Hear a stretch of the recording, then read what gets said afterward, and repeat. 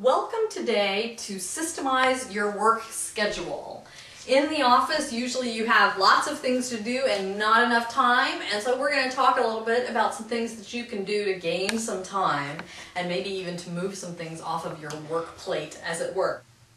So my definition of organizing time is, my time will be organized when I create a flexible, balanced schedule which allows for the accomplishment of my life goals. And you'll notice there are three really big terms in there. The first one is flexible, because we all know that if we plan our day to the minute, something's going to go wrong, so we aren't going to do that.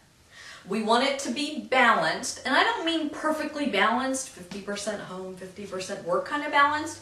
You have to find the right balance for you. You also have to realize that there are some times when the balance might be 70 work and 30 home, and other times it might be 50-50, and other times it might be 60-40. So you have to figure out what the balance is for you, but you just don't want to be unbalanced all the time. The other really major thing, and I'm going to start hearing some groaning here, I'm sure, is you notice that I talked about the accomplishment of life goals. Well, if you're going to accomplish them, that of course means you need to have some.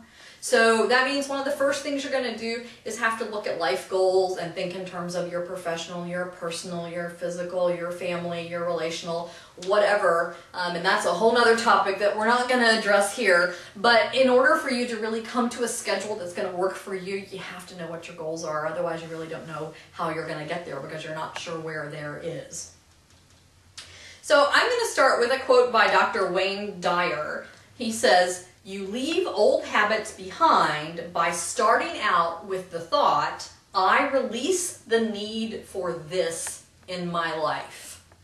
And there's so many things that I could stay on this quote forever and talk about things like perfectionism and being a pleaser and all this kind of stuff. But we're not going to do that. I just want you to get the thought in your mind that you're going to have to leave some old habits behind, and the only way to do that is to release some things from your life, whether it's stuff or time-related tasks.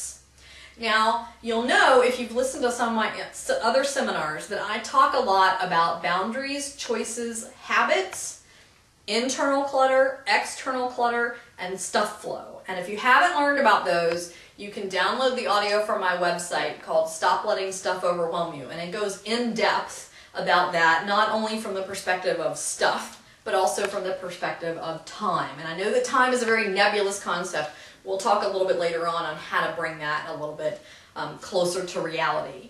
So just think about that idea of stuff flow. So we're going to start with prioritizing. Julie Morgenstern says, you must retrain yourself to choose, remember we talked about choice, choose the important over the quick, the tough over the easy, no matter how intimidating the project may be.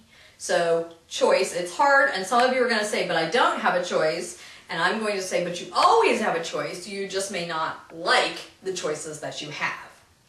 So the first problem when it comes to prioritizing is things like unclear goals, perfectionism, failure to plan. Those are all things that impact your ability to prioritize. And you may even think of some others, but prioritizing is often very difficult for people. And in a workplace, it can be even more difficult because if you have multiple people that you're doing stuff for, they each have their own priorities, and they all think that their own priorities are the most important things.